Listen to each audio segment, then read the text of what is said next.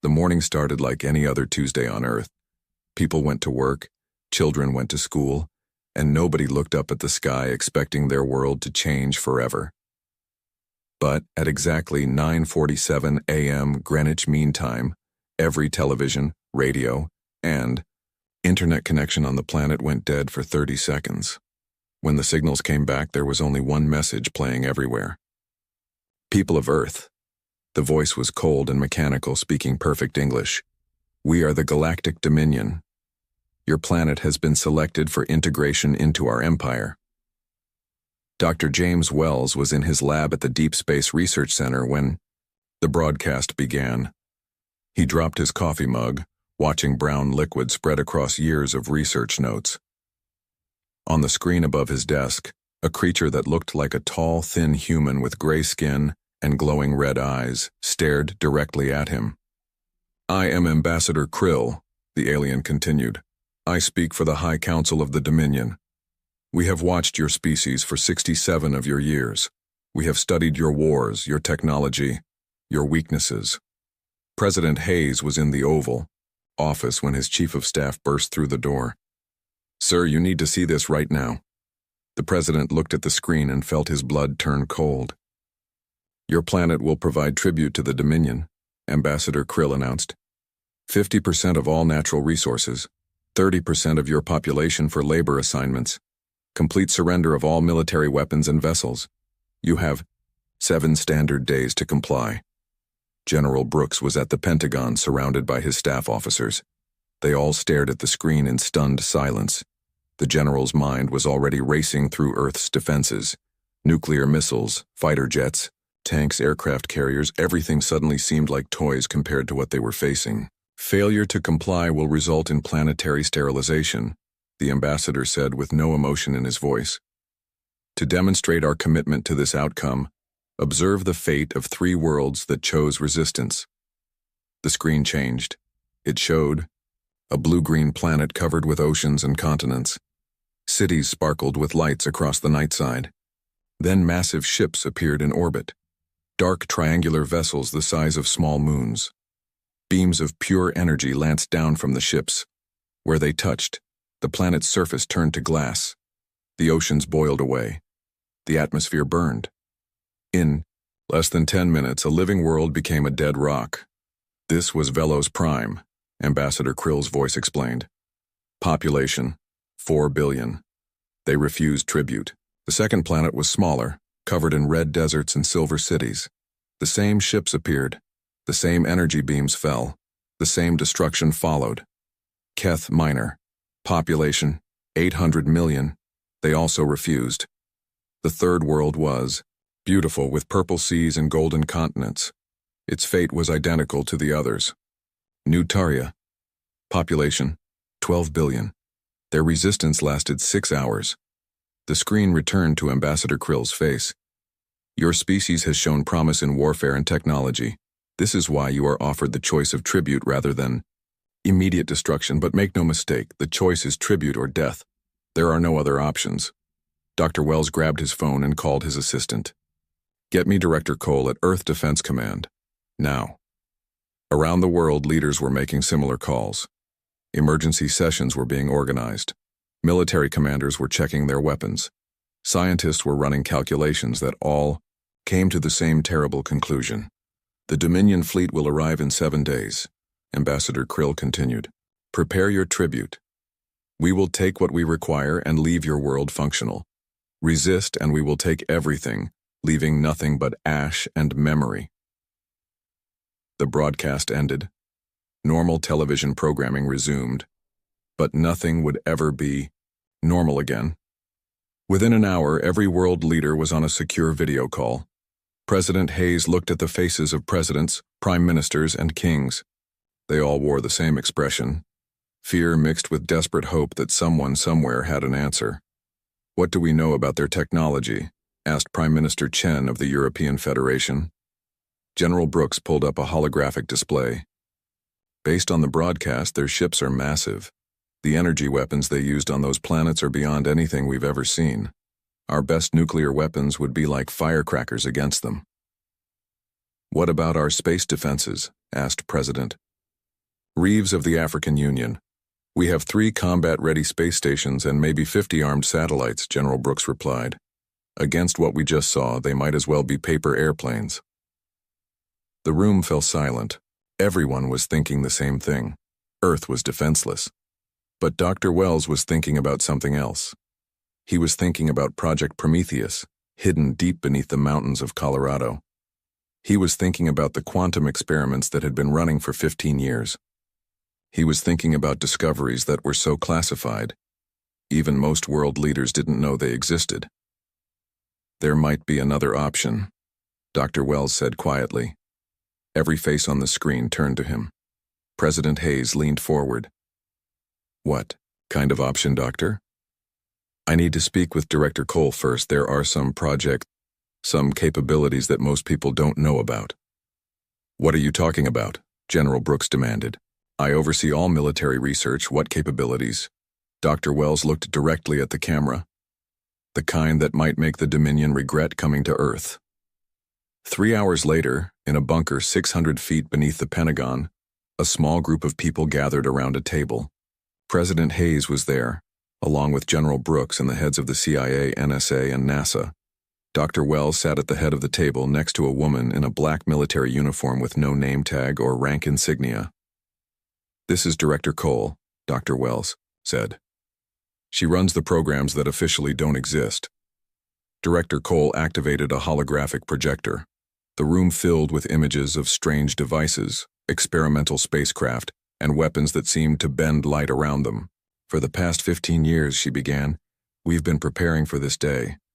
Not because we knew aliens were coming, but because we knew that someday someone would threaten Earth's survival. General Brooks stared at the images. I've never seen any of this technology. That was the point, Director Cole replied. While everyone was building bigger bombs and faster jets, we were building something different, something that works by changing the rules instead of following them. She pointed to an image of a sleek black spacecraft. This is the prototype for our Ghost Fleet. Ships that exist in multiple dimensions at once. Weapons that don't destroy targets. They convince reality that the targets never existed in the first place.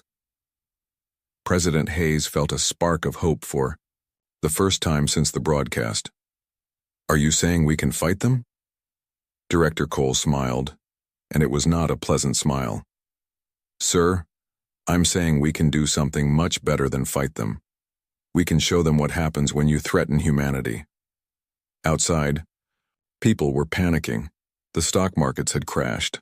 Riots were starting in major cities. Religious leaders were calling it the end times. But deep beneath the Earth's surface, in facilities that didn't appear on any map, machines were humming to life. Machines that would soon teach the Galactic Dominion a lesson they would never forget. The countdown had begun. 7 days until the Dominion fleet arrived. 7 days until they learned why you should never corner a species that has spent its entire history finding new ways to kill its enemies. The elevator descended for what felt like forever. President Hayes watched the numbers on the display climb higher and higher. Level 50, 60, 70. They were going deeper underground than he thought possible. How deep does this go? He asked Director Cole. Deep enough that even nuclear weapons can't reach us, she replied. And deep enough that alien sensors can't detect what we're building down here. General Brooks stood beside them, still angry about being kept in the dark. I want to know why my own government has been hiding this from me. Dr. Wells adjusted his glasses. Because 15 years ago, we discovered something that changed everything. We found out that the universe doesn't work the way we thought it did. The elevator stopped at level 89. The doors opened to reveal a corridor that stretched beyond sight in both directions. The walls were lined with a strange metal that seemed to shift color when you looked at it directly. Welcome to the Prometheus facility, Director Cole said as they walked, home to humanity's greatest achievement and biggest secret. They passed through multiple security checkpoints. Each one scanned them with devices that looked nothing like normal technology. The scanners hummed with energy that made the hair on their arms stand up. What exactly is Project Prometheus? President Hayes asked. It started as an attempt to understand quantum mechanics, Dr. Wells explained. But we discovered something incredible. Reality isn't fixed. It can be changed, rewritten, edited like a computer program. They entered a massive chamber that took their breath away. The room was the size of an aircraft hangar, filled with machines that defied description. Some floated in midair without any visible support. Others seemed to exist only partially, fading in and out of view like mirages.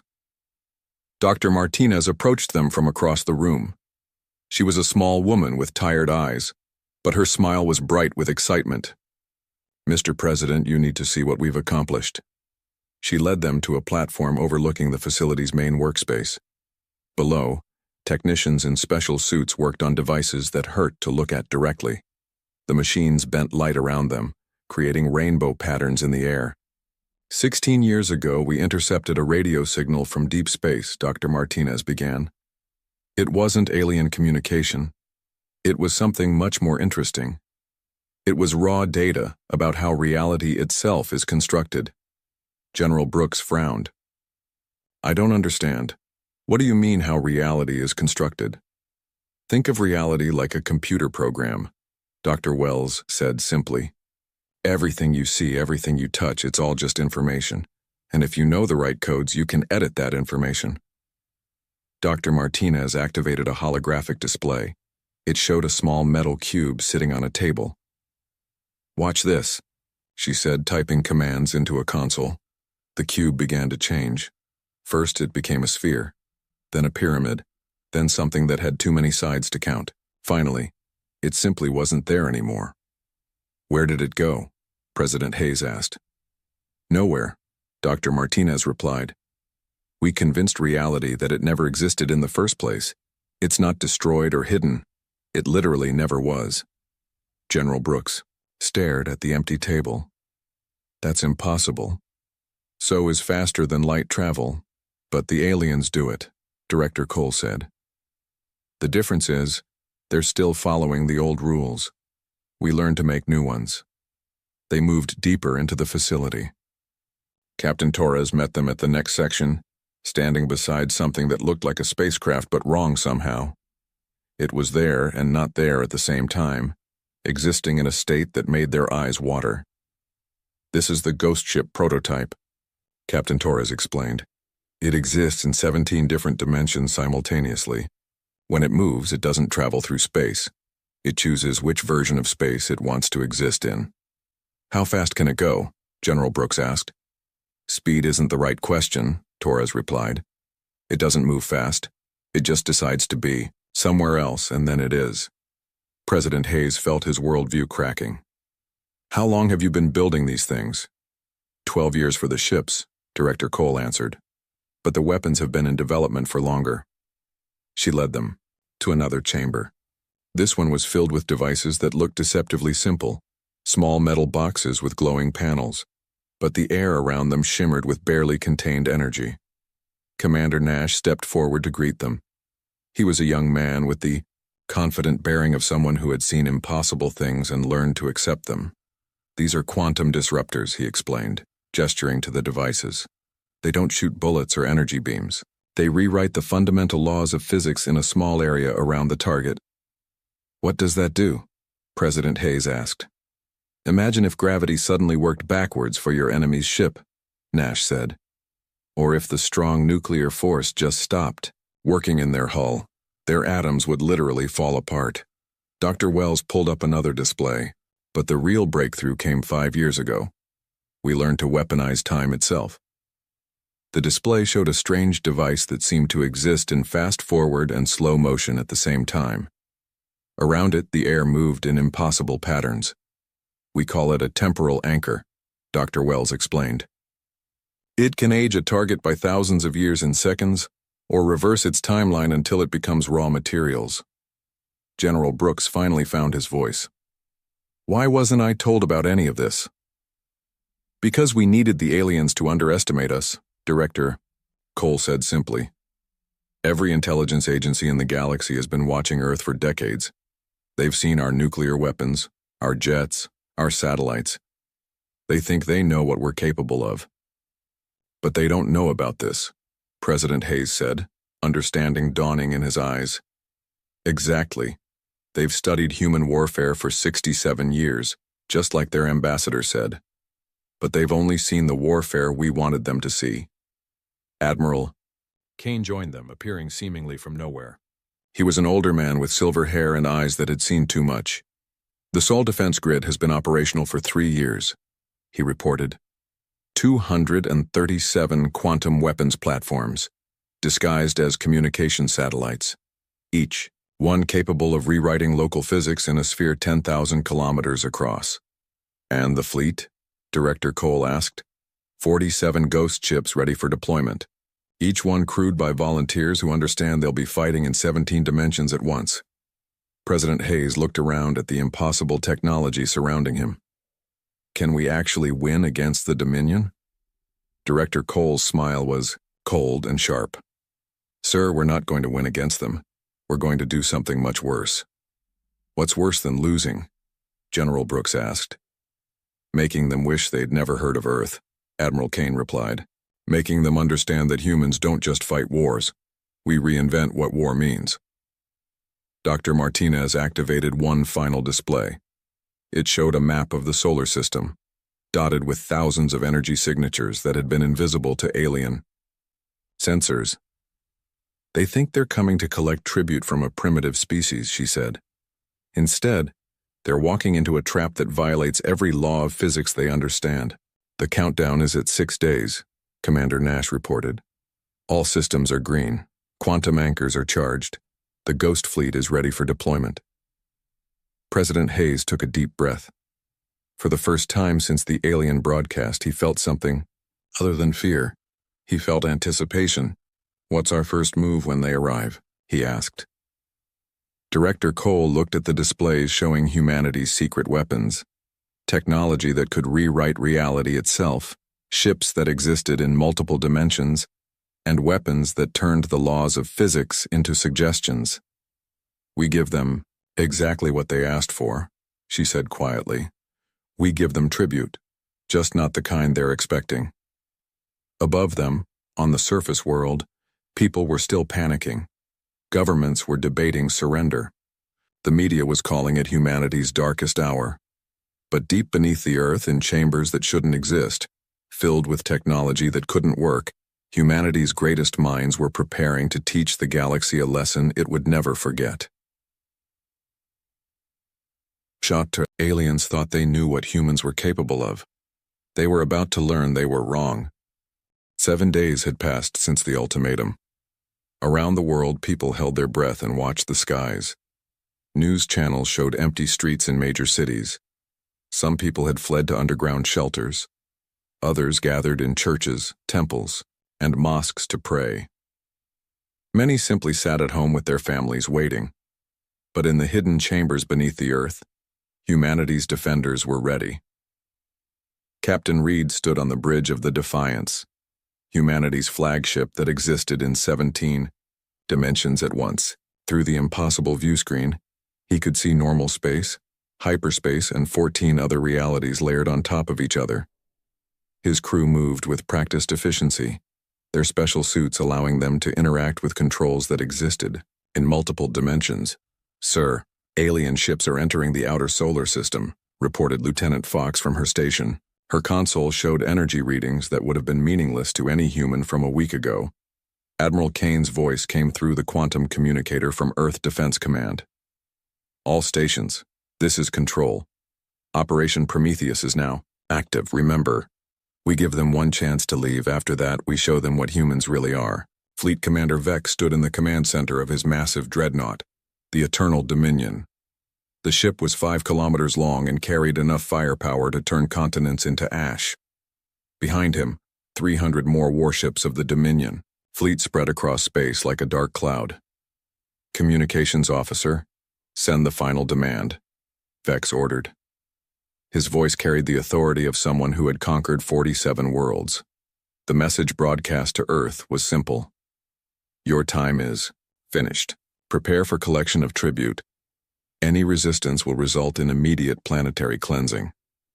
In the Earth Defense Command Center, Director Cole sat at a console that hummed with quantum energy. Around her, Screens showed the positions of every alien ship, every hidden human weapon, and probability calculations that changed faster than human eyes could follow. "Sir, they're moving into the inner system," reported Commander Nash. 300 ships total. The largest is impressive. President Hayes stood behind Director Cole, watching humanity's fate unfold on screens that showed impossible mathematics. "How do we compare?" "In traditional terms?" "They outgun us 1,000,000 to 1, Cole replied calmly. "But we stopped fighting. Traditionally, 15 years ago, Dr. Wells monitored the quantum field generators from his station. All reality anchors are stable. Physics is holding steady in our local area, ready to initiate changes on your command." The alien fleet moved into Earth's orbit with the confidence of predators approaching helpless prey. Their ships arranged themselves in a perfect formation designed to intimidate and overwhelm. Gunports opened, energy weapons charged. Shield generators hummed with power. Fleet Commander Vex looked down at the blue-green planet below. Such a beautiful world. It will make an excellent addition to the Dominion. Communications, prepare to receive their surrender. Instead, Earth's response came from an unexpected source. "Alien Fleet, this is Director Cole of Earth Defense Command," the transmission began. The voice was calm, almost polite. "Thank you for your ultimatum. We have prepared our tribute as requested." Vex smiled, showing sharp teeth. "Intelligent species. They understand the futility of resistance. However," Cole continued, "our tribute is not what you might expect. You demanded 50% of our resources, 30% of our population, and all our military assets. Here is our counteroffer. You have 30 seconds to leave our system. After that, you become the tribute." The alien command bridge fell silent. Vex's communications officer looked confused. "Sir, I don't understand their response." "They're trying to sound brave before they surrender," Vex laughed. "Typical primitive behavior. Begin the demonstration. Destroy one of their cities to show them we're serious." The lead dreadnought's main weapon began to charge. Energy readings climbed toward levels that could vaporize mountains. The massive gun turret rotated toward Earth's surface. That's when humanity decided to introduce the Dominion to new rules of warfare. "Execute Operation Prometheus," Director Cole said quietly. Deep beneath the Earth, Dr. Martinez typed a single command into her console. Quantum anchor activated. The Dominion's lead dreadnought simply ceased to exist. Not exploded, not destroyed, not vaporized. One moment it was there, 5 kilometers of alien death machine, and the next moment it had never been there at all. The space it occupied became empty vacuum, as if the ship had never existed. Fleet Commander Vex found himself floating in space. His command ship gone, his crew gone, everything gone. Emergency protocols kicked in as his environmental suit activated, but his mind couldn't process what had happened. "Report!" he screamed into his communicator. "What happened to my ship?" "Sir, the Eternal Dominion is gone," came a terrified voice from another vessel. "It's not destroyed, it's just not there anymore." Captain Reed watched from the bridge of the Defiance as the alien fleet panicked. Impressive. They removed a 5-kilometer ship from existence without affecting the surrounding space, not even a ripple.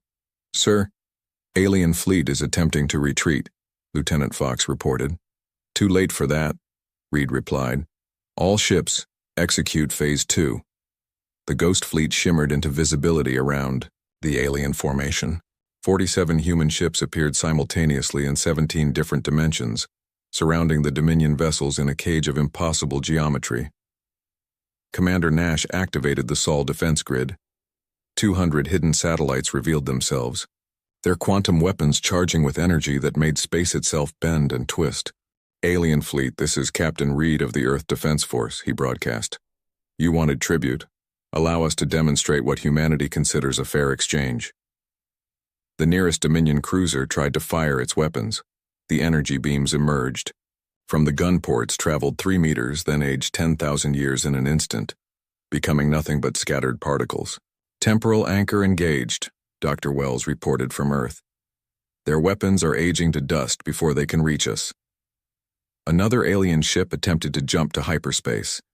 Its drive engaged, the ship began to phase into faster-than-light travel, then suddenly snapped back to normal space with half its hull missing. "Dimensional lock successful," reported Lieutenant Fox. "They can't escape to hyperspace. We've convinced reality that hyperspace doesn't exist in this area." Fleet Commander Vex, now commanding from a backup ship, watched his fleet die in ways that violated everything he understood about warfare. His ship's shields turned against them, becoming prisons that compressed their hulls. Their own gravity generators reversed, tearing vessels apart from the inside. "What are these weapons?" he demanded from his science officer. "Sir, they're not using weapons," came the terrified reply. "They're changing the laws of physics. Our shields obey their commands now. Our own systems are turning against us." A Dominion battleship tried to ram one of the human vessels. The Defiant simply existed in a different set of dimensions as the alien ship passed harmlessly through the space where it appeared to be. "Fascinating," Captain Reed observed. "They're still thinking three-dimensionally." Dr. Martinez activated another system from her underground control room. Quantum disruptor, engaged, converting their hull materials to component elements. The ramming battleship began to dissolve. Its metal hull separated into individual atoms which floated away in neat, organized patterns. The crew inside found themselves breathing vacuum, their ship literally forgetting how to be solid. In less than 10 minutes, the Dominion's fleet of 300 warships was reduced to scattered debris and escape pods. Not one human vessel had been damaged. Not one human life had been lost. Fleet Commander Vex floated in an escape pod, staring at the impossible scene around him. His entire fleet, the pride of the Dominion military, had been destroyed by weapons that shouldn't exist using physics that couldn't work. "This is Fleet Commander Vex to any Dominion vessels," he broadcast desperately. "Retreat immediately. Earth is not a primitive world. They have weapons that rewrite reality itself." Captain Reed's voice responded to his broadcast. "Commander Vex, you're free to leave. Take this message back to your empire. Earth is under human protection now. Any attempt to return will be met with escalating responses." "What do you want? From us?" Vex asked, his voice broken. "Nothing," Reed replied. "We want nothing from you. But if you threaten any world under our protection, we'll come for you. And next time, we won't be so gentle." As the surviving alien escape pods fled toward the edge of the solar system, Earth's impossible weapons powered down. The quantum anchors stabilized. The Ghost Fleet phased back into their hidden dimensions. Director Cole turned to President Hayes in the command center. "Sir, the alien fleet has been neutralized. Earth is secure." President Hayes looked at the displays showing empty space where 300 alien warships had existed minutes before. "What happens now?" "Now we send a message to the galaxy," Cole replied. "Earth is no longer prey, we're the predators now." Above them on the surface world, people emerged from their shelters to see the stars unchanged. They didn't know that humanity had just rewritten the rules of galactic warfare. But across the galaxy, species that had lived in fear of the Dominion for thousands of years were about to learn that everything had changed. The hunters had become the hunted. Day 7 arrived with clear skies across Earth. In New York, London, Tokyo, and every major city, people stayed inside and watched the news. Emergency broadcasts played on every channel, showing empty highways and closed schools. The world held its breath. But deep under the Colorado mountains, Captain Reed adjusted his uniform and walked onto the bridge of humanity's most impossible creation. The Defiance existed in multiple realities at once, its hull shimmering between dimensions like oil on water. "Status report," Reed said to his crew. Lieutenant Fox checked her instruments. The readings showed energy patterns that would have been magic to humans just days ago. "Sir, long-range sensors detect 300 alien vessels entering our solar system." "Size and weaponry?" Reed asked calmly. "The largest ship is 5 kilometers long. Energy output suggests it could destroy entire continents. The smaller vessels could level cities." Reed nodded. "And our fleet?" 47 ghost ships ready, sir. all existing in 17 dimensions simultaneously. Quantum weapons charged and ready. On Earth's surface, Admiral Kane stood in the main command center, watching displays that showed impossible mathematics. Around him, technicians worked at consoles that hummed with barely contained energy. "Admiral, the alien fleet is broadcasting," reported Commander Nash. The message filled every screen in the facility. Fleet Commander Vex appeared, a tall, gray-skinned alien with glowing red eyes and an expression of cold authority. "Humans of Earth," Vex began, his voice echoing with the power of someone who had conquered dozens of worlds. "Your 7 days are finished. We have come to collect our tribute. 50% of your resources, 30% of your population, all military assets. Comply now, or face extinction." Admiral Kane activated his own broadcast transmitter. "This is Admiral Kane of Earth Defense Command. We have prepared your tribute as requested." On his flagship, Fleet Commander Vex smiled with sharp teeth. "Intelligent. They understand that resistance means death. However," Kane continued, "our tribute may surprise you. You wanted our military assets. Here they are." Around Earth's orbit, 200 satellites suddenly changed. What had appeared to be simple communication devices revealed their true nature. Each one unfolded like a metal flower, exposing quantum weapon cores that made space itself ripple with power. "What are those?" demanded Vex's science officer. "Unknown, sir. They're generating energy readings that shouldn't be possible." Meanwhile, in the deep underground facility, Dr. Wells monitored systems that violated every law of physics he had learned in school. All quantum anchors stable. Reality manipulation field at full power. Director Cole sat at the main control station, her fingers poised over controls that could rewrite the fundamental rules of existence. "Alien fleet is moving into attack formation. Time to show them what humans really are." President Hayes stood, behind her, watching humanity's fate unfold on screens showing mathematics that bent his mind. "Are we really going to win this?" "Sir, we're not going to win," Cole replied with a cold smile. "We're going to teach them why they should never have come here." The Dominion fleet arranged itself in perfect formation above Earth. 300 warships, each one capable of destroying human cities, their weapons charging with enough energy to crack continents. Fleet Commander Vex looked down at the blue planet below. Soon it would be another conquered world in the Dominion's empire, another species reduced to slavery. "Begin the demonstration," he ordered. "Destroy one of their cities.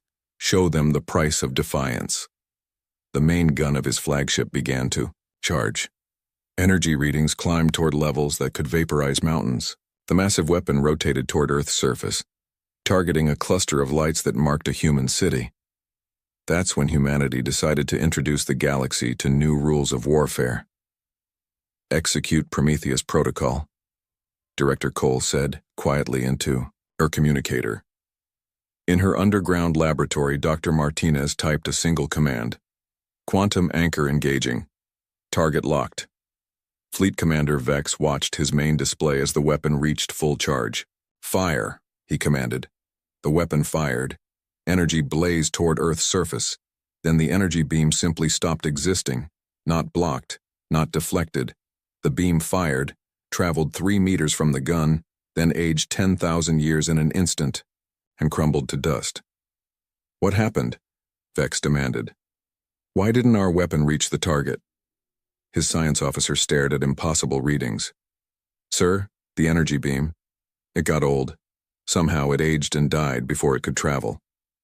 But that was just the beginning. "Initiating Phase 2, Captain Reed announced from the Defiance. "All ships, reveal yourselves." 47 human vessels shimmered into existence around the alien fleet. They appeared simultaneously in normal space, hyperspace, and 15 other dimensions surrounding the Dominion ships in a cage of impossible geometry. Fleet Commander Vex stared at his tactical display. "Where did those ships come from? How did they get past our sensors?" "Sir, they weren't there, and then they were," his tactical officer replied, voice shaking. "Our sensors say they exist in multiple realities at once." "Impossible. Ships can't exist in multiple dimensions. Apparently human ships can, sir. The nearest Dominion cruiser tried to fire at one of the human vessels. Energy beams lanced out from its weapons, striking the target directly. The beams passed harmlessly through the human ship as if it were made of mist. "Target the ship," Vex screamed. "We are targeting it, sir. Our weapons are hitting it, but it's existing in different dimensions than our energy beams." Captain Reed watched the alien weapons fire uselessly at his fleet. "Pathetic. They're still thinking in 3 dimensions. Commence the tribute collection." Dr. Wells activated another system from his underground station. Dimensional lock engaged. Their escape routes are now closed. 3 Dominion ships tried to jump to hyperspace. Their drives engaged. The ships began to phase into faster-than-light travel, then suddenly snapped back to normal space with pieces missing. "Sir, we can't. Jump to hyperspace," reported a panicked alien voice. "Something is blocking our access. The humans have locked us in normal space," Vex's science officer reported. "They've somehow convinced reality that hyperspace doesn't exist here." Fleet Commander Vex felt fear for the first time in his long military career. "What kind of weapons are these?" His answer came from Captain Reed's broadcast to the alien fleet. "These aren't weapons, Commander. We're simply editing the rules of physics in our local area. Your ships now obey our commands." To demonstrate, Reed activated another system. The shields of the nearest Dominion battleship suddenly reversed themselves, becoming a crushing force that compressed the ship's hull like a tin can. "Our own shields are attacking us," screamed the battleship's captain before his transmission cut to static. Another alien vessel tried to ram the Defiance.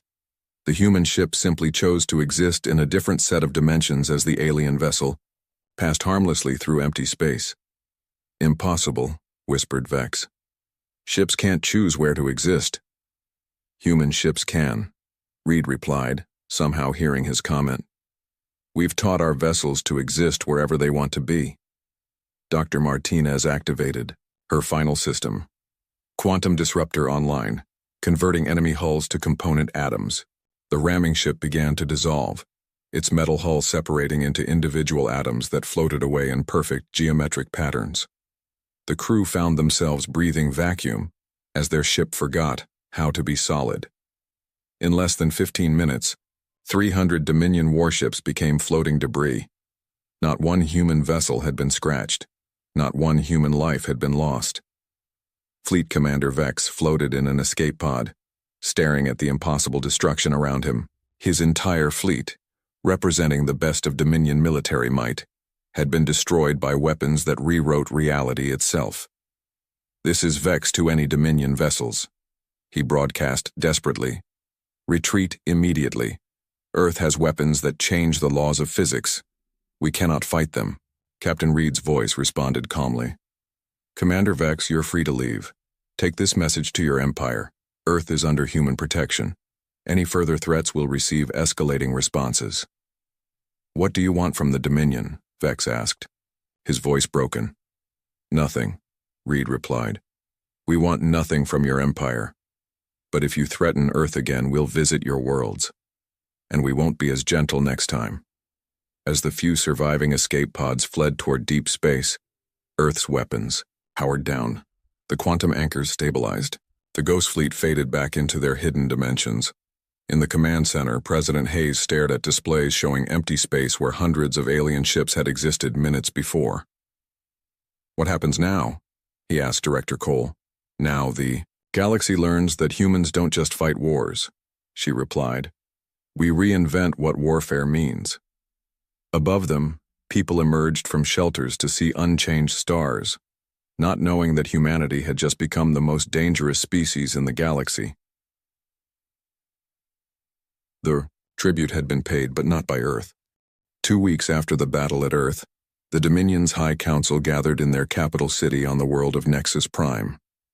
The massive chamber had witnessed the conquest of 2,000 civilizations.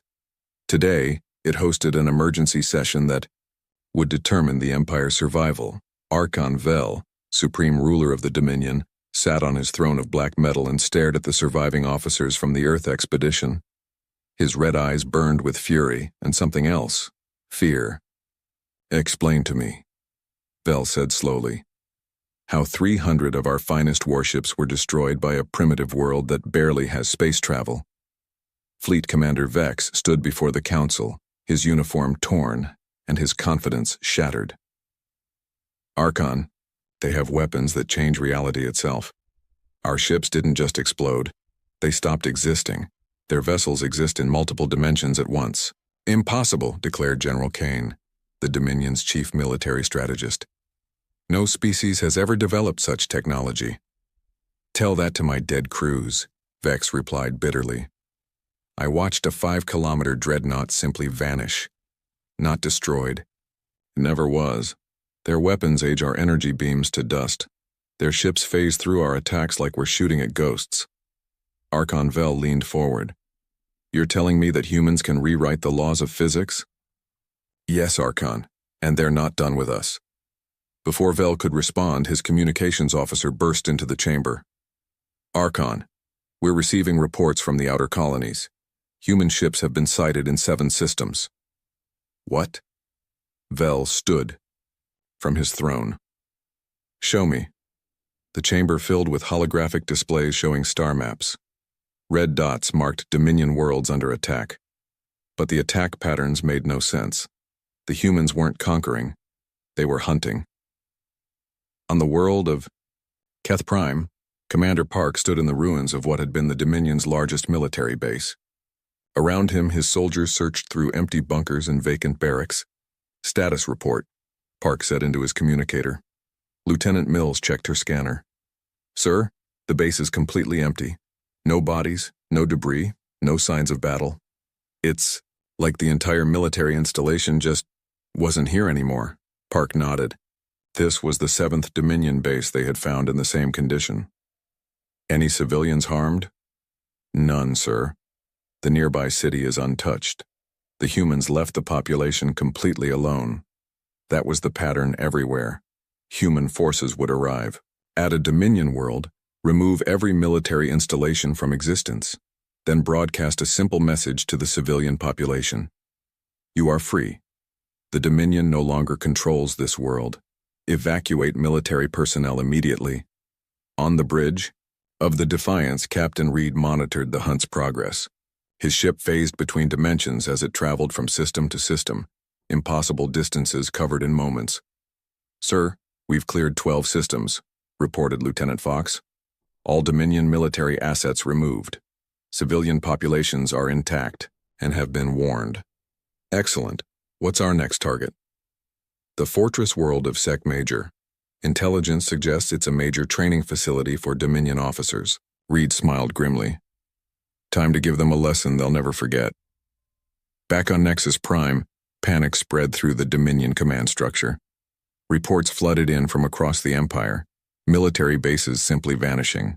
Warships found floating. In space, their crews aged to dust while their hulls remained pristine. Orbital defense platforms that had existed for centuries suddenly becoming empty space. How many systems have we lost? Archon Vel demanded. General Kane consulted his reports with shaking hands. 15 systems in the past week. But that's not the worst part. They're not taking the worlds, they're freeing them. What do you mean, freeing them? The humans remove our military presence completely, then broadcast messages telling the population they're no longer under Dominion rule. Several worlds have already declared independence. Vel's fury burned hotter. How many ships do the humans have? Our scouts report seeing the same vessels in multiple locations simultaneously.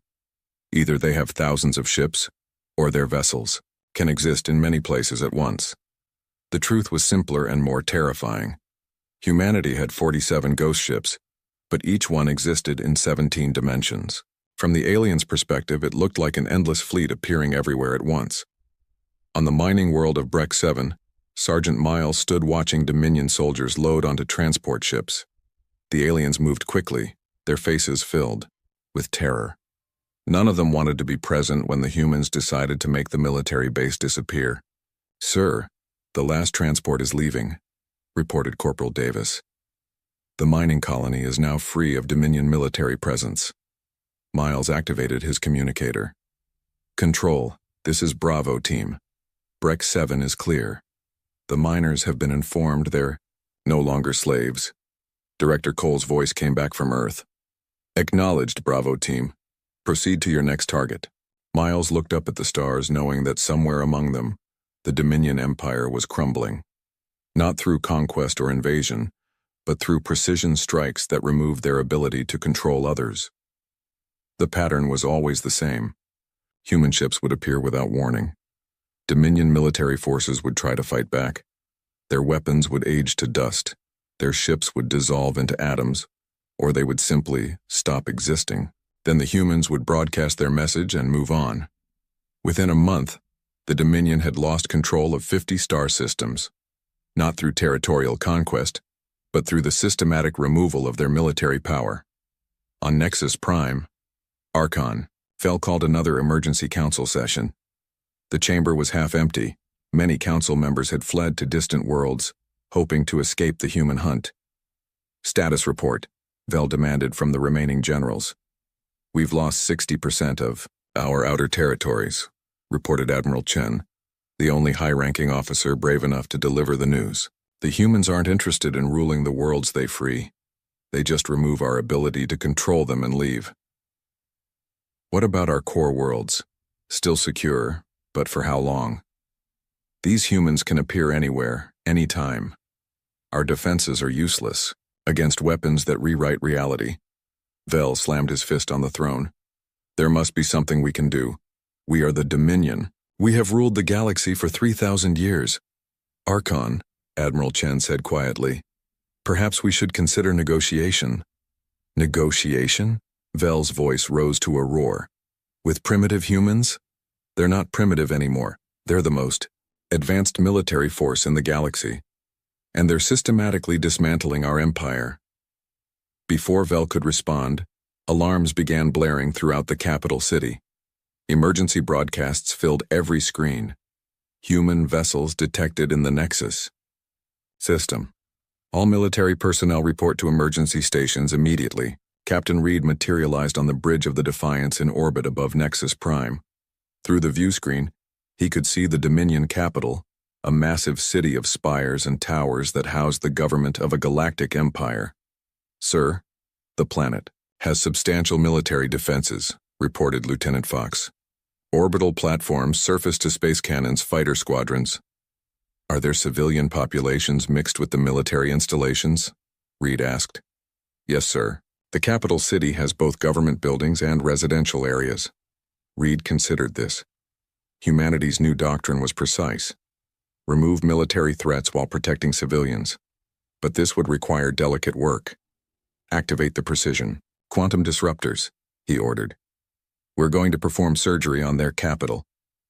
Dr. Wells's voice came through the quantum communicator from Earth. Captain, the disruptors are calibrated for surgical precision. You can remove specific buildings while leaving others untouched. Excellent. Begin the operation. On Nexus Prime, Archon Vel watched from his palace as impossible things began happening to his capital. Military barracks simply vanished, leaving empty lots between untouched civilian homes. Weapons factories disappeared, while the schools next to them remained perfectly intact. The orbital defense platforms aged to dust in seconds, but the space stations housing civilian workers continued operating normally. They're taking apart our military piece by piece, Admiral Chen whispered in amazement. But they're not harming anyone else. Vel realized the truth with growing horror. The humans weren't conquering the Dominion. They were performing a precise amputation, removing the Empire's ability to wage war while leaving everything else intact. Captain Reed broadcast to the planet below. Nexus Prime, this is Captain Reed of the Earth Defense Force. Your military installations have been neutralized. Civilian populations are unharmed and will remain so. This is your final warning. The Dominion Empire is finished. Surrender now, or we will continue removing your ability to threaten others. In his palace, Archon Vel stared at the empty spaces where his greatest weapons had stood just minutes before. His empire, built over 3 millennia of conquest, was being methodically dismantled by a species they had underestimated. For the first time in his long life, the supreme ruler of the Dominion understood what it meant to be prey. The hunt was almost over, and humanity was just getting started. 6 months had passed since the Dominion first demanded tribute from Earth.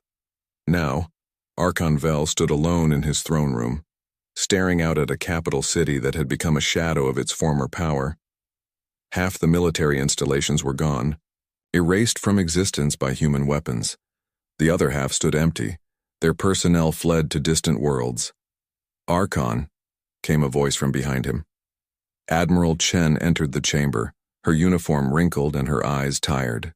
"We've received reports from our last 3 military strongholds." Vel turned slowly. "Let me guess. The humans found them." "Yes, sir.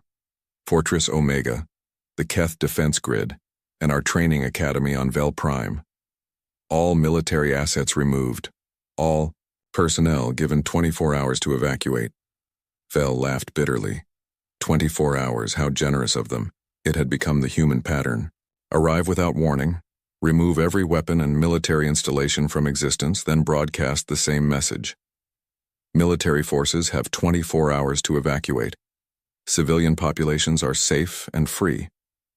"How many worlds have we lost?" Vel asked. "All of them," Chen replied quietly.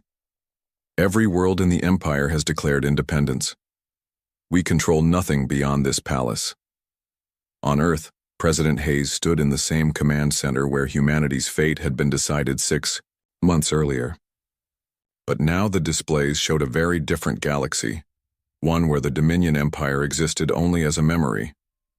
"Final report," Director Cole announced to the assembled leaders. "The Dominion military has been completely neutralized. Every weapon, every base, every warship has been removed from existence." "Casualties?" asked General Brooks. "0 human casualties. 0 civilian casualties among former Dominion populations," reported Admiral Kane. "Our precision was perfect." Dr. Wells looked up from his monitoring station. "The galaxy is responding positively. 17 former Dominion worlds have requested Earth's protection. 43 have established peaceful governments. No conflicts reported." President Hayes felt a strange mix of pride and responsibility. "What about the Dominion leadership?" "Archon Vel and his remaining council are on Nexus Prime. No military assets left, no ability to threaten anyone," Cole replied.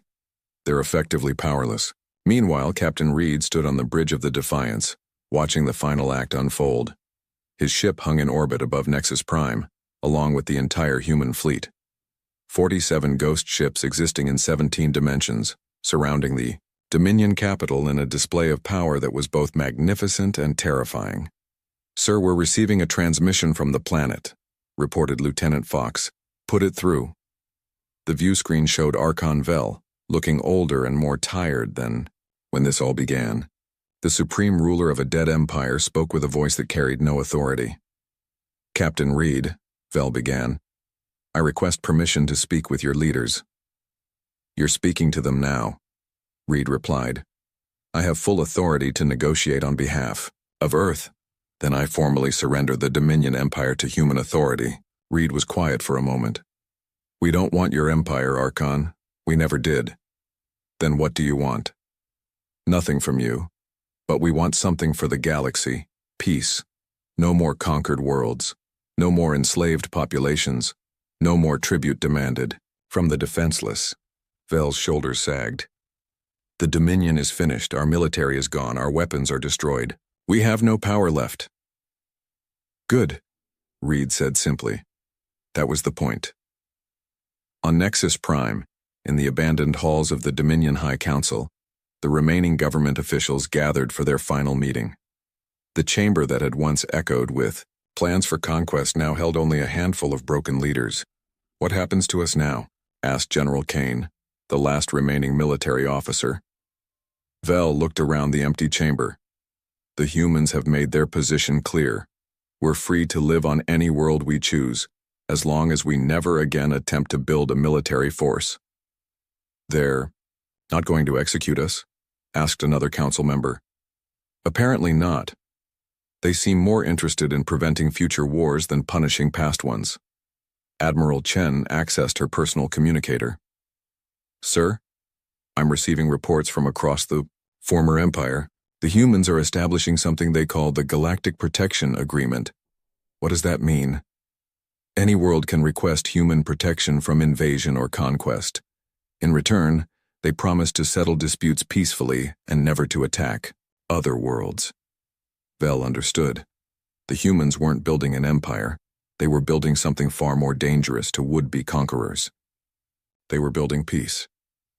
Back on Earth, Dr. Martinez worked in her laboratory making final adjustments to humanity's new role in the galaxy. The quantum weapons that had destroyed the Dominion were being reconfigured for a different purpose. Status. On the protection grid? Asked Director Cole over the intercom.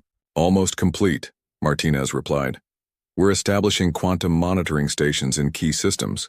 If anyone tries to build conquest fleets like the Dominion, we'll know immediately. And response time? With the Ghost Fleet's dimensional capabilities, we can reach any threatened world within hours. The galaxy was learning new rules. Species that had lived in fear for millennia were discovering that they could develop peacefully without worrying about invasion. Trade flourished between worlds that had once been enemies. Scientific advancement accelerated when resources weren't needed for weapons. But the most important change was psychological. Every species in the galaxy now knew that there was a force watching, waiting, ready to respond to any attempt at conquest with overwhelming and precise retaliation. 3 months later, Captain Reed received an unexpected visitor on the Defiance. Ambassador Tren of the Velka Republic, a species that had been enslaved by the Dominion for 800 years, stood on his bridge. Captain Reed, Tren began, my people wish to express their gratitude. No thanks necessary, Ambassador. We did what needed to be done. But why? Tren asked. You gained nothing from freeing us. You asked for no tribute, no territory, no resources. Why did you help us? Reed looked out at the stars through the view screen. Because someone needed to. The Dominion ruled through fear for 3,000 years.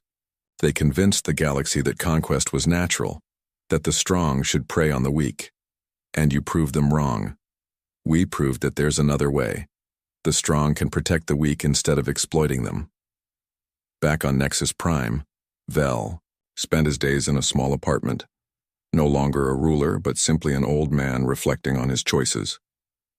He had received an offer from the humans, come to Earth and help establish guidelines for peaceful governance, share knowledge of what had made the Dominion so destructive, so it could never happen again. He had accepted. On his last day as a free citizen of Nexus Prime, Vel recorded a message that would be broadcast across the galaxy. I am Vel, former Archon of the Dominion Empire. For 3 millennia, my people ruled through fear and violence. We told ourselves it was natural that conquest was the way of the universe. We were wrong. He paused, looking at the empty palace visible through his window. The humans taught us, a lesson that every species should remember. True strength isn't the ability to conquer others, it's the wisdom to protect them. The Dominion demanded tribute from Earth. Instead, Earth gave the galaxy something far more valuable: freedom. 1 year after the first human victory, President Hayes stood before the United Nations, addressing not just Earth's leaders but representatives from 200 worlds across the galaxy. Today marks the first anniversary of the Galactic Protection Agreement, he began. 200 worlds have joined. 0 conflicts have occurred between member species. Trade has increased by 400%. Scientific cooperation has advanced our understanding of the universe by decades. The audience, human and alien alike, listened in respectful silence. But most importantly, Hayes continued, children across the galaxy are growing up in a universe where they don't have to fear conquest or enslavement. They can dream of exploration, discovery, and cooperation instead of war. In the back of the assembly hall, Director Cole watched the proceedings with quiet satisfaction. The weapons that had destroyed an empire now protected a galaxy. The species that had learned to rewrite physics now used that knowledge to rewrite the rules of civilization itself. The Dominion had demanded tribute from Earth. Instead, they had given humanity a purpose that would last for millennia, ensuring that no species would ever again have to choose between slavery and death. The galaxy, had learned a new phrase, spoken in dozens of languages across hundreds of worlds. They're only human, but now it meant something different. It meant that sometimes being human was exactly what the universe needed. The empire had fallen. In its place rose something better. Not another empire, but a promise that conquest would never again be tolerated. The tribute had been paid in full. The price was tyranny itself. The research ship Harmony's Dream drifted silently through the cold darkness of space. Inside the vessel, panic filled every corridor and room. Red warning lights flashed on and off, casting scary shadows on the walls. The ship's computer kept repeating the same message over and over. System failure, life support critical, system failure, life support critical. Captain Vell pressed his long, thin fingers against his forehead. His blue skin had turned pale with worry. Around him, his crew worked frantically at their control panels, trying to fix what could not be fixed. Sparks flew from broken machines. The air was getting thinner with each passing minute. "Captain," called out his second officer, Nira. Her crystal-like eyes reflected the red warning lights. "The main power core is completely dead. We cannot restart it." Vell closed his eyes. 43 souls depended on him. 43 beings who trusted him to keep them safe in the vast emptiness of space. Now they were all going to die. Slowly. Suffocating in the darkness. "How long do we have?" Vell asked, though he feared the answer. "Maybe 6 hours, Captain. 8 if we shut down all non-essential systems. 8 hours. 8 hours for a miracle to happen. 8 hours for someone, anyone, to hear their call for help. Send out the SOS signal," Vell ordered. His voice was steady, but inside he felt like screaming. "Use all frequencies. Emergency channel, merchant frequencies, military bands, everything." Nira's hands moved quickly over her control panel. "Signal is broadcasting, Captain. Full power." The message went out into the empty space around them. A simple cry for help repeated again and again in the universal trade language. "This is research vessel Harmony's Dream. We are stranded, life support failing, 43 crew members aboard. Please help, our position is—" The coordinates followed, marking their location in the vast ocean of stars. The signal traveled through space at the speed of light, spreading out in all directions. It would take time to reach anyone who might help. Time they did not have. Far away in a different part of space, the human ship Iron Maiden moved through the darkness like a metal beast. The ship was nothing like the elegant Vulcan vessel. Where Harmony's Dream was curved and beautiful, Iron Maiden was sharp and threatening. Heavy armor covered its hull. Weapon ports dotted its sides like the eyes of a monster. Warning lights marked it as dangerous to anyone who might think of attacking. On the bridge, Captain Jake Morrison sat in his command chair, drinking coffee from a metal cup. Jake was a big man with rough hands and scars on his face. His crew often joked that he looked like a pirate from old Earth stories. Jake did not mind the jokes. He had learned long ago that looking dangerous kept trouble away. "Captain," called out Kate Williams from her station. Kate was the ship's engineer and medic. She was smaller than Jake, but just as tough. "I'm picking up something on the emergency channel." Jake put down his coffee cup. "What kind of something?" "Distress signal." "Sounds like a research ship. They're in bad trouble." Lisa Parker, the ship's pilot, turned around in her seat. Everyone called her Ghost because she could fly through asteroid fields like she was invisible. "How far away are they?" Kate checked her instruments. "About 3 hours at full speed, but Captain—" She paused, looking worried. "But what?" Jake asked. "The signal is in Vulcan. I ran it through the translator. It's definitely a civilian research ship. No weapons, no military escort." Marcus Rodriguez, the weapons specialist, laughed from his station. Everyone called him Tank because he was built like one. "So, people in trouble are people in trouble. Doesn't matter what species they are." Jake nodded, but he knew it was not that simple. Humans had a reputation in the galaxy. A bad reputation. Most alien species were afraid of them. They called humans Deathworlders. beings from a planet so dangerous that surviving on it made them nearly indestructible by galactic standards. Other species looked at humans and saw monsters. They saw beings who could breathe poison gas, live, in crushing gravity, and survive temperatures that would kill most life forms. They saw the weapons humans carried, the armor they wore, the way they moved like predators. What they did not see was the truth. Humans were dangerous, yes, but they were also protectors. They were the ones who ran toward danger when others ran away. They were the ones who helped strangers, even when those strangers feared them. "Kate, how long before their life support fails?" Jake asked. "Based on their signal, maybe 6 hours. Could be less." Jake stood up from his chair. 6 hours. They could reach the Vulcan ship in 3 hours if they pushed the engines hard. That would give them time to help, assuming the aliens would accept help from humans. "Ghost, set course for those coordinates, maximum speed." "You got it, Captain," Lisa said, her fingers dancing over the controls. "Tank, power up all systems. I want us ready for anything." "Already on it," Marcus replied. "Though I don't think we'll need weapons for a rescue mission." Jake hoped Tank was right. But in space you could never be sure what you might find. Pirates sometimes used fake distress signals to lure ships into traps. Hostile aliens might be waiting to attack anyone who responded. But as Jake watched the stars streak past the view screen as the Iron Maiden jumped to faster-than-light speed, he knew they were doing the right thing.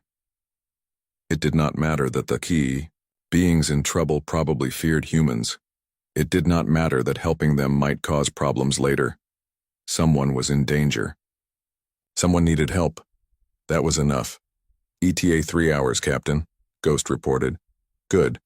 Kate, start preparing medical supplies. We don't know what condition they'll be in when we reach them." "What kind of supplies?" "We don't know much about Vulcan biology." Jake smiled grimly. "Prepare everything. We'll figure it out when we get there." As the Iron Maiden raced through space toward the dying Vulcan ship, Jake wondered what they would find. Would the aliens accept help from the feared Deathworlders? Would they be too scared to let humans aboard their ship? He did not know. But he knew one thing for certain. His crew would try their best to save those 43 lives. That was what humans did. That was who they were, no matter what the rest of the galaxy thought. The hunt was on. Not for prey, but for people to save. The Iron Maiden dropped out of faster-than-light speed with a deep rumble that shook the entire ship. Through the main view screen, the crew could see their destination, a sleek white vessel drifting helplessly in space like a wounded bird. "There she is," Ghost said softly. "The Harmony's Dream." Jake studied the alien ship through the scanner displays. It was beautiful in a way that human ships never were. Smooth curves instead of sharp angles. Artistic designs carved into the hull. Even dying in space, it looked more like a work of art than a machine of war. "Life signs?" Jake asked. Kate checked her instruments. 43 beings still alive, but their readings are weak. Their life support is almost gone. "Any weapons on that ship?" Tank laughed. "Captain, I've seen better weapons on a fishing boat. These people couldn't fight off an angry space rabbit." Jake nodded. That was what he expected. Most of the peaceful species in the galaxy built ships for exploration, not war. Only humans and a few other dangerous species built their ships to survive attacks. "Open a communication channel," Jake ordered. Ghost's fingers moved over her controls. "Channel open, Captain." Jake cleared his throat. He knew this would be the tricky part. Most aliens were terrified when humans contacted them. Some even fainted, just from hearing a human voice. "Vulcan vessel Harmony's Dream. This is Captain Jake Morrison of the human ship Iron Maiden. We received your distress signal. We are here to help." Silence. Long, empty silence that seemed to stretch forever. On the bridge of the Harmony's Dream, Captain Vell stared at the communication panel like it had just grown teeth. Around him, his crew had gone completely still. Some of them were shaking. Did he say human?" whispered Nira. Vell's mouth felt dry. Humans. The Deathworlders had answered their call for help. The most feared species in the galaxy was sitting right outside their ship offering assistance. Every Velkan child grew up hearing stories about humans. They were monsters from a world of poison and fire. They breathed death itself and could crush bones with their bare hands. Their ships carried enough weapons to destroy planets. They were predators who hunted among the stars. But they were also here, and Captain Vel's people were dying. "Captain," Nira said quietly, "what do we do?" Vel looked around his bridge. Half his crew looked ready to run. The other half looked ready to faint. Everyone was waiting for him to make a decision that could save them all or doom them all.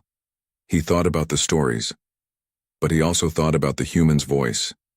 It had been deep and rough, yes. Scary, yes. But it had also sounded concerned. Could monsters feel concern? Vel reached for the communication controls with a shaking hand. Human ship Iron Maiden," he said, trying to keep his voice steady. "This is Captain Vel of the Harmony's Dream. We accept your offer of help." On the Iron Maiden, Jake smiled. "Good. We're going to move closer to your ship. Don't be alarmed by our appearance. We mean no harm." He cut the channel and turned to his crew. "Ghost, take us in nice and slow. Kate, start preparing for emergency medical treatment. Tank, power down all weapon systems. I don't want to scare them more than we already have." "Too late for that, Captain," Tank said with a grin. "I bet they're all hiding under their beds right now." "Be nice, Tank. These people are probably more scared of us than we are of them." As the Iron Maiden moved closer to the Velkan ship, Jake could see the difference between their vessels more clearly. Where his ship looked like a weapon, theirs looked like a flower. Where his ship was built for war, theirs was built for peace. "Captain," Kate said, studying her scanners, "I'm reading their biology now. They're much more fragile than us. Lower bone density, thinner skin, weaker hearts. Their normal gravity is about 1/3 of Earth normal." Jake frowned. That was going to make this rescue very complicated. Everything about human ships was designed for human strength and human needs. The artificial gravity alone might crush the aliens. The air pressure might be too much for their lungs. Can we adjust our life support systems for them? I can try, but it won't be perfect. We might need to evacuate them to a safer area of our ship. Do what you can. Ghost, bring us alongside their ship. Careful now. If we bump into them, we might crack their hull. Captain Vel watched through his viewports as the human ship approached. It was massive compared to the Harmony's Dream. Dark metal covered in weapon ports and armor plating. Warning lights blinked along its hull like the eyes of a hunting beast. "By the stars?" breathed Nira. "It's a warship." "It's a merchant vessel," Vel corrected, reading the identification signals. But he understood her confusion. To Velkan eyes, even a human cargo ship looked like an instrument of destruction. The human ship moved with surprising grace for something so large and menacing. It positioned itself carefully next to the Harmony's Dream. Close enough to help, but not so close as to seem threatening. The communication channel crackled to life again. "Harmony's Dream. We're going to extend a docking tube to your ship. Once connected, we can begin evacuating your crew to safety." Vel's crew exchanged nervous glances. Going aboard a human ship was like walking into the mouth of a monster, but staying on their own ship meant certain death. "Understood, Iron Maiden. We will prepare our people." Jake watched as the docking tube extended from his ship to the alien vessel. It was a delicate operation. The Velkan ship was so fragile that too much pressure from the docking clamps might crush their airlock. "Connection secure," Ghost reported. "Their ship is sealed to ours." "Good. Kate, Tank, you're with me. Ghost, stay on the bridge and monitor both ships." Jake stood up and walked toward the airlock. This would be the real test. Most aliens who saw humans in person either ran away screaming or fainted from shock. These Velkans were trapped. They couldn't run. He just hoped they wouldn't all pass out when they saw him. At the airlock, Jake paused. Through the small window, he could see the other side of the docking tube. Waiting there was a tall, thin figure with blue skin and large, frightened eyes. Captain Vel, he assumed. The alien leader who had decided to trust the dangerous humans with his crew's lives. Jake took a deep breath and opened the airlock door. The real first contact was about to begin. Jake stepped through the airlock and into the docking tube. Each footstep echoed loudly in the metal corridor. At the other end, Captain Vell waited, trying to look brave but clearly terrified. When Jake reached the Velkin airlock, he had to duck, his head to fit through the doorway. The entire ship seemed built for beings much smaller and more delicate than humans.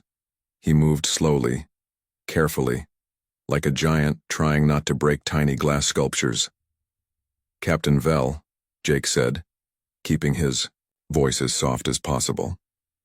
"I'm Captain Morrison." Vell looked up at the human towering above him. Jake was not even particularly tall for a human, but to Velkin eyes he looked like a mountain that could walk and talk. The alien's crystal blue eyes were wide with fear, but he stood his ground. "Captain Morrison," Vell replied, his voice shaking, slightly. "Thank you for answering our distress call." Behind Vell, other Velkins peered around corners and through doorways. Some gasped when they saw Jake. Others simply stared in shock. A few quickly disappeared back into hiding. Jake noticed their reactions and felt bad for scaring them. "We're here to help," he said gently. "My crew is preparing our medical bay and emergency shelters for your people."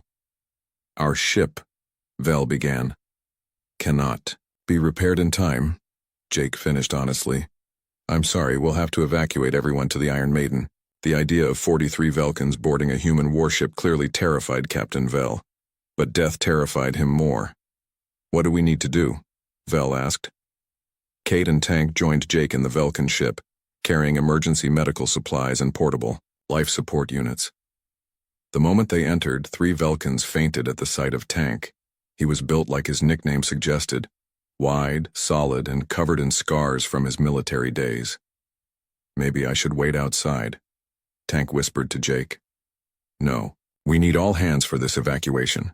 Kate knelt beside one of the unconscious Velkins, a young female with pale green skin. She pulled out her medical scanner, trying to get readings on alien biology she had never seen before. "Their heart rate is extremely fast," she reported. "Blood pressure through the roof. They're in shock." "From seeing us?" Jake asked. "From terror," Kate confirmed. "Captain, their entire nervous system is overloaded. Just being near us is like torture for them."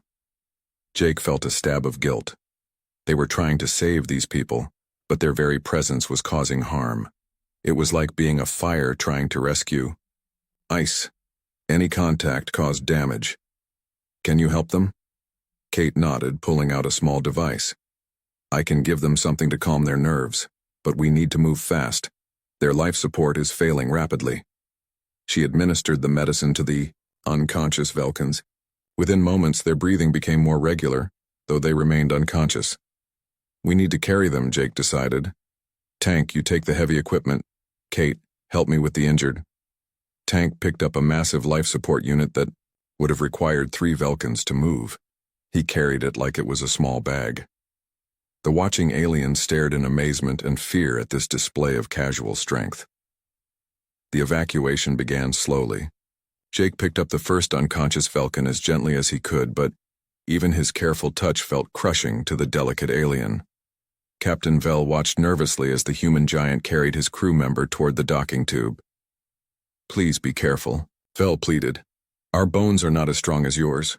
"I know," Jake replied. "I'm being as gentle as I can."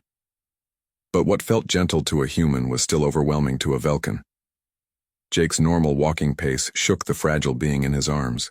His breathing sounded like wind through a storm. Even his heartbeat audible through his chest was loud and frightening to sensitive Velkin ears. Kate followed behind, monitoring the alien's vital signs. "Heart rate is still too high but stable. Keep moving, Captain." One by one, they carried the unconscious Velkins to the Iron Maiden. The ship's medical bay had been modified as much as possible. Lower gravity, softer lighting, quieter air circulation. But it was still a human environment, built for human needs. The conscious Velkins were even more challenging. They could walk on their own, but every step aboard the human ship was a struggle. The artificial gravity, set to Earth normal, felt crushing to their fragile bones. The air pressure made them feel like they were drowning. "I can't "I can't breathe," gasped one young Velkin male as Kate helped him to a medical bed. "The air is different here," Kate explained, adjusting an oxygen mask for his face. "This will help." But it was not just the air. Everything about the human ship was too intense, too strong, too much for beings evolved on a gentle world. The crisis came when they were halfway through the evacuation. Captain Vel, exhausted from stress and lack of oxygen, collapsed in the docking tube. His legs gave out and he fell hard on the metal floor. Jake reached him first but stopped himself from touching the alien. His hands, strong enough to bend metal, might accidentally crush Vel's fragile body. "Kate," he called. Kate rushed over with her medical scanner. "He's in cardiac arrest. His heart can't handle the stress." "Can you help him?" "I don't know. I've never treated a Velkin before. Their biology is completely different from ours." Jake knelt beside the dying alien captain, feeling helpless. Here was a being who had trusted him, who had put his crew's lives in human hands, and Jake could not even touch him without causing harm. "What do you need?" Jake asked Kate. "I need to understand his heart structure, but our medical database has no information on Velkins." Tank appeared in the doorway. "The rest of his crew is asking for him. They're getting panicked." Jake made a decision. "Kate, do whatever you think is best. I don't care if it's risky, he's dying anyway." Kate nodded and pulled out her medical tools. Her hands, trained by years of emergency medicine, moved carefully over the alien's chest. She had to guess at anatomy, working from basic principles and hope. "His heart has 4 chambers instead of 2, she murmured, studying her scanner readings. "The rhythm is all wrong." She administered a mild stimulant, the weakest dose her equipment could deliver. For a human, it would be barely noticeable. For a Velkin, it was like a lightning bolt. Captain Vel's eyes snapped open. He gasped, his 4-chambered heart racing back to life. "Easy," Kate said softly. "You're going to be okay." Vel looked up at the humans surrounding him. These terrifying death-worlders who could accidentally kill him with a gentle touch. These monsters who were risking everything to save his people. "Why?" he whispered. Jake smiled. "Because you needed help." The evacuation continued. One by one, all 43 Velkins were brought aboard the Iron Maiden. Some remained unconscious from shock. Others stayed awake but trembled constantly from fear and the stress of the alien environment. Jake's crew worked tirelessly to make their guests comfortable. They dimmed the lights, lowered the artificial gravity in the guest quarters, and even played soft music to mask the frightening sounds of the human ship. But despite their efforts, the cultural gap remained enormous. What was safe for humans was dangerous for Velkins. What was comfortable for humans was torture for Velkins. Still, they were alive, all 43 of them. The rescue operation was a success, even if it was the most terrifying experience of the Velkins' lives. As Jake looked at his ship's medical bay, filled with fragile aliens recovering from their ordeal, he wondered what would happen next. How could 2 species so different ever understand each other? The answer would come in time. 3 days had passed since the rescue.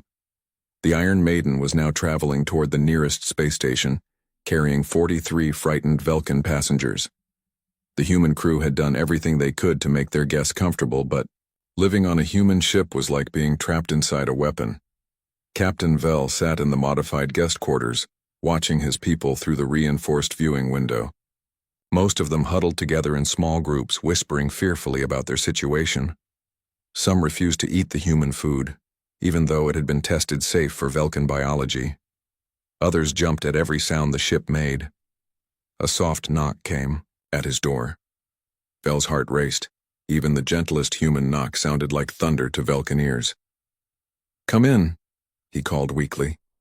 Captain Morrison entered, moving as slowly and carefully as a giant trying not to step on ants. He carried a small tray with food and what looked like Velkin tea. "How are your people doing?" Jake asked, setting the tray down with extreme care. "They are alive," Vel replied. "Thanks to you and your crew. But they are struggling." Jake nodded, sadly. He had seen the fear in every Velkin face. Even when his crew tried to help, the aliens would shrink away or sometimes faint from terror. I brought you some tea. Kate analyzed your food preferences and tried to make something familiar. Vel picked up the cup with shaking hands. The liquid inside was almost the right color, but it smelled wrong. Everything human-made smelled wrong to Velkin's senses. Captain Morrison, Vel said carefully, may I ask you something? Of course. Why? Did you save us? Your people, humans. They are feared throughout the galaxy. Many species consider you dangerous predators. You could have ignored our distress call. No one would have blamed you. Jake was quiet for a long moment, staring out the small viewport at the stars rushing past. When he finally spoke, his voice was soft and thoughtful. On my world, Earth, we have a saying. With great power comes great responsibility. We humans are strong, yes. Our world made us that way. But being strong doesn't mean we use that strength to hurt others. It means we use it to protect those who can't protect themselves. Vel studied the human's face. Despite his scary appearance, the thick bones, the dense muscles, the predator's eyes, there was something gentle in his expression. Your world made you strong? Vel asked. Jake smiled grimly. Earth is not a kind planet, Captain. Our gravity is 3 times what you're used to. Our atmosphere would poison most species. We have storms that can level cities, earthquakes that split the ground open, and temperatures that swing from freezing to burning. Vel listened in amazement. No wonder humans seemed so tough. They came from a world that was trying to kill them every day. But it's not just the physical challenges, Jake continued. Earth taught us something else. It taught us that survival depends on helping each other. When a storm comes, you don't ask if your neighbor is the same color as you or believes the same things you do. You help them because next time you might be the one who needs help. Later that day, Vel decided to explore more of the human ship. His people thought he was crazy, but he needed to understand these strange beings who had saved them. He made his way slowly through the corridors, using the walls for support against the crushing gravity. Everything about the ship spoke of violence and danger. The walls were thick metal built to withstand weapons fire. Emergency stations contained tools that looked like torture devices. Even the lights were harsh and bright, designed for human eyes that could see in conditions that would blind most species. But as he explored, Vel began to notice other things. In the crew quarters, he saw pictures of families, human children with gap-toothed smiles, elderly humans with kind eyes. In the common area, someone had painted a mural of Earth's sky, with soft clouds and gentle blue colors. He found Kate in the medical bay, still tending to the sickest Velkins. She had been working for 3 days straight, barely sleeping, making sure every alien patient was comfortable. How are they doing? Vel asked. Kate looked up, surprised to see him walking around on his own. Better. Their stress levels are dropping slowly. Your young engineer, Nira, is asking about the ship's systems. I think she's curious about human technology. And you don't mind her questions? Kate smiled. Mind? I'm excited. Most species won't even talk to us, let alone ask how our machines work. She's the first alien who's shown interest in learning about humans instead of just being afraid of us. Vel watched Kate check the vital signs of a sleeping Velkin child. Her movements were careful and precise, like a sculptor working with delicate clay. It was hard to believe these were the same hands that could bend metal. Why did you become a doctor? Vel asked. To help people, Kate replied simply. Human, alien, doesn't matter. Pain is pain. Fear is fear. Everyone deserves help when they're suffering. That evening, Vel found himself in the ship's common area with Captain Morrison and his crew. They were sharing a meal, human food that had been modified to be safe for Velkin digestion. Tank was telling a story about his home city on Earth, a place called Chicago. He described buildings that reached toward the sky like crystal mountains, and a lake so large you couldn't see the other side. Sounds beautiful, Vel said honestly. Tank laughed. It is, but it's also dangerous. In winter, the cold can kill you, in minutes. In summer, the heat can cook you alive. And the storms. He shook his head. We get winds that can pick up cars and throw them around like toys. How do you survive in such a place? Vel asked. We work together, Ghost answered. She was the quietest of the humans, but also the most thoughtful. When the storms come, neighbors help neighbors. When someone's house burns down, the whole community rebuilds it. When people get sick, doctors work for free if they have to. Vel was beginning to understand. Humans weren't violent because they enjoyed hurting others. They were tough because their world had made them tough. They carried weapons because danger was always present on their planet. They worked together because cooperation meant survival. On my world, Vel said slowly, we never faced such challenges. Our weather is gentle. Our gravity is light. Our biggest predators are no larger than your hand. We built our civilization through art and philosophy, not through struggle. That sounds wonderful, Jake said. I'd love to see it someday. You would? Vel was surprised. Even though we're so different from you? Especially because you're different from us, Jake replied. Humans have a saying, variety is the spice of life. We believe that differences make the universe more interesting, not more dangerous. On the fourth day, something unexpected happened. Young Nira approached Tank while he was working on the ship's weapon systems. Instead of running away in terror, she watched him work with curious eyes. How does it function? She asked, pointing to a control panel. Tank looked surprised but pleased. This? It's a targeting computer. It helps us aim our weapons accurately. To destroy other ships? Sometimes, but mostly to destroy asteroids that might hit us or to clear space debris from shipping lanes. Weapons aren't just for fighting, you know. They're tools, like any other. Nira nodded thoughtfully. On our ship, we use mining lasers for similar purposes. But yours are much more powerful. They have to be. Space can be dangerous. Pirates, hostile aliens, natural disasters. We need to be ready for anything. As the day went on, more Velkans began to venture out of their quarters. They started asking questions about human technology, human culture, human history. The fear was still there, but curiosity was beginning to overcome it. Captain Vel watched this gradual change with amazement. His people were learning that humans weren't monsters after all. They were just beings from a dangerous world, shaped by their environment into something that looked frightening but was actually protective. That night, as Vel prepared for sleep in his modified quarters, he realized something important had happened. For the first time in 4 days, none of his crew had fainted from fear. None had hidden when a human entered the room. They were still afraid, but they were no longer terrified. Understanding, Vel thought, was the beginning of friendship. Tomorrow they would reach the space station. His people would be safe, and the humans would continue on their journey. But something had changed during these 4 days. Something that might change how the galaxy viewed the dangerous Deathworlders from Earth. The universe was about to become a more interesting place. The space station Delta 7 came into view like a bright jewel floating in the darkness.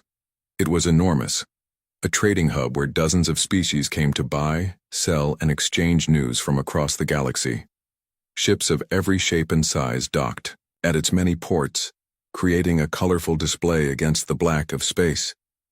Captain Vel stood on the bridge of the Iron Maiden, watching their destination grow larger. Beside him, Captain Morrison worked quietly at his controls, preparing for docking. Procedures, it's beautiful, Vel said softly. Jake smiled. Wait until you see the inside. Delta 7 has representatives from over 50 different species. You'll find plenty of your own people there. The thought of seeing other Velkans again filled Vel with mixed emotions. He was excited to be among his own kind, but he was also sad to leave the human ship. These past 5 days had changed him in ways he was still trying to understand. Captain Morrison, Vel said carefully, when we dock, there will be questions. Many questions. People will want to know what happened to us, and what will you tell them? Jake asked. Vel was quiet for a moment. The truth, that we were saved by humans, that the most feared species in the galaxy risked their lives to help strangers. Jake nodded. Some people won't believe you. Humans have a bad reputation out here. Then I will change that reputation, Vel said firmly. The docking procedure went smoothly. As soon as the Iron Maiden was secured to the station, medical teams rushed aboard to help the Velkin survivors. Most of the medical staff were Velkins themselves, tall, graceful beings with crystal blue skin and gentle movements. Dr. Kess, the head medical officer, examined Captain Vel with practiced efficiency. "You seem healthy," she said, though her voice carried concern. "But your stress readings are very high. What did those humans do to you?" "They saved our lives," Vel replied. Dr. Kess looked surprised. "Saved your lives? But the report said you were held on a human warship for 5 days. Surely they mistreated you?" "No," Vel said firmly. "They treated us with kindness and respect. They modified their ship to make us comfortable. They gave us their own food and medicine. One of their doctors worked for days without sleep to keep us healthy." The Velkin doctor looked confused. This was not what she expected to hear about humans. Within hours, word of the rescue spread throughout the station. A human ship had saved 43 Velkins from certain death. The dangerous Deathworlders had shown mercy and compassion to a species that feared them. The reaction was immediate and dramatic. Commander Brix of the Galactic Security Force was one of the first officials to arrive. He was a Zentari, a species known for their strict adherence to rules and procedures. His forearms moved quickly as he took notes on his electronic pad. "Captain Vel," Commander Brix said in his formal tone, "I need to understand exactly what happened. You were rescued by humans, correct?" "Yes." "And they made no demands? Asked for no payment? Took no prisoners?" Vel almost laughed at the absurdity of the questions. "Commander, they asked for nothing except the chance to help us. Captain Morrison and his crew treated us better than some of our own species would have." Commander Brix made more notes. "This is unusual. Human behavior patterns suggest they should have either ignored your distress call or demanded significant compensation for rescue services. Perhaps your behavior patterns are wrong," Vel suggested gently. The story spread quickly through the station's communication networks. Within a day, it had reached the Galactic News Service. Within 2 days, it was being broadcast across dozens of star systems. Deathworlders show mercy. Human ship rescues. Velkin research team. Breaking. First confirmed case of human altruism toward alien species. Analysis. What the Velkin rescue means for galactic relations. The response from different species was mixed. Some dismissed it as propaganda. Others called it an isolated incident that didn't represent human nature.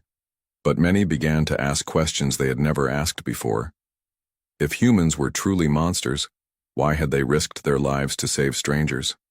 If humans were only interested in conquest and violence, why had they asked for nothing in return?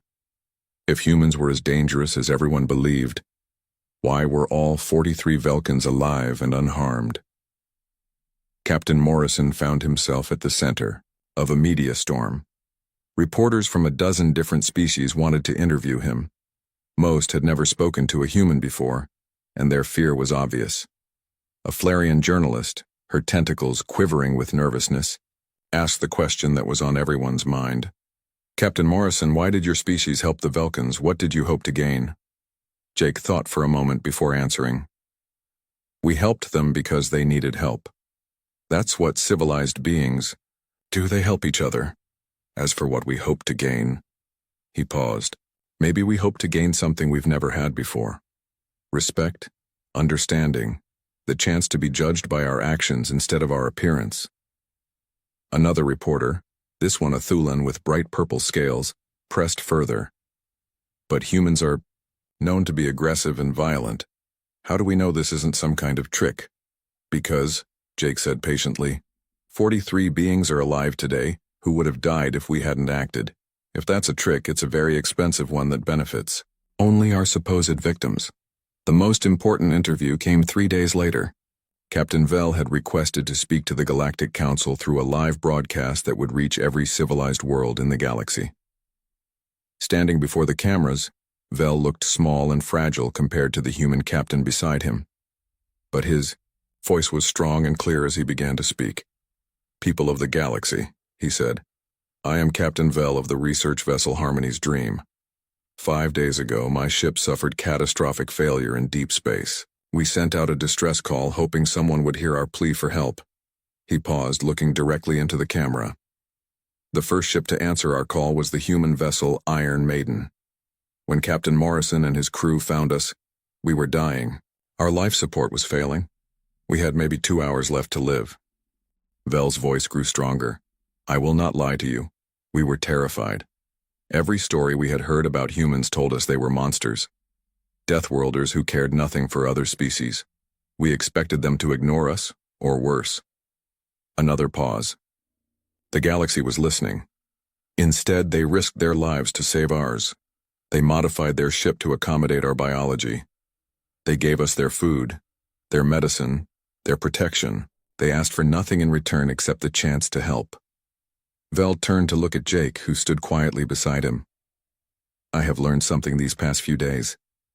Humans are not monsters. They are not the savage deathworlders we imagined. They are beings who have been shaped by a harsh world, yes, but that harsh world taught them strength, courage, and most importantly, compassion. The broadcast continued for another 20 minutes, with Vel describing in detail how the humans had treated his people. He spoke of Kate's tireless medical care, of Tank's patient explanations of human technology, of Ghost's gentle piloting skills, and of Jake's steady leadership.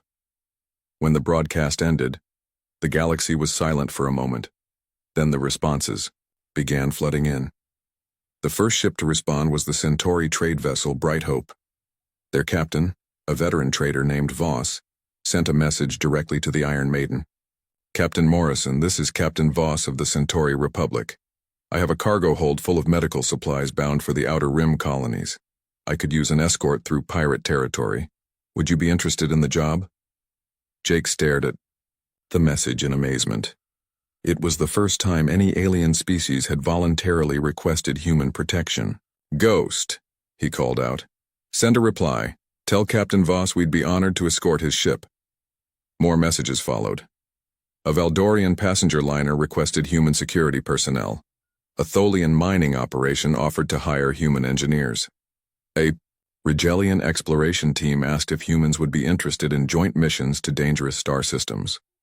For the first time in human history, other species were seeking them out not as enemies to be feared, but as allies to be trusted.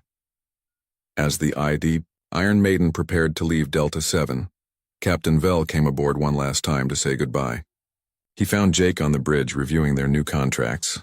You've become quite popular, Vel observed. Jake smiled. Thanks to you. That broadcast changed everything. I simply told the truth. Sometimes the truth is the most powerful thing in the universe. Vel extended his hand in the human gesture of friendship he had learned. Jake shook it carefully, mindful of the alien's fragile bones. Will we meet again? Vel asked. I hope so, Jake replied. The galaxy is big, but it's getting smaller every day. As the Iron Maiden undocked from the station, Jake received one final message. It was from the Galactic Maritime Authority, the organization that regulated shipping throughout civilized space. Captain Morrison, this is Admiral Torres of the GMA. We have received reports of your recent rescue operation. Based on the testimony of Captain Vel and his crew, we are offering humanity full membership in the Galactic Shipping Alliance. Welcome to the community of civilized species. Jake read the message twice before he believed it. Humanity had just been accepted into galactic civilization, not as conquerors or threats, but as protectors and allies. Ghost, he said. Set course for the Outer Rim. We have medical supplies to deliver. Aye, Captain, Ghost replied with a grin. It feels good to be the good guys. As the Iron Maiden jumped to faster-than-light speed, Jake reflected on how much had changed in just 5 days. They had answered a simple distress call and ended up changing the galaxy's perception of humanity forever. The communication panel chimed with another distress signal, a cargo ship under attack by pirates near the Vega system. Jake smiled. Ghost, change course. We have people to save. The hunt was on again, but this time they were hunting to protect, not to conquer. And the galaxy was watching, finally ready to see humans for what they really were, heroes.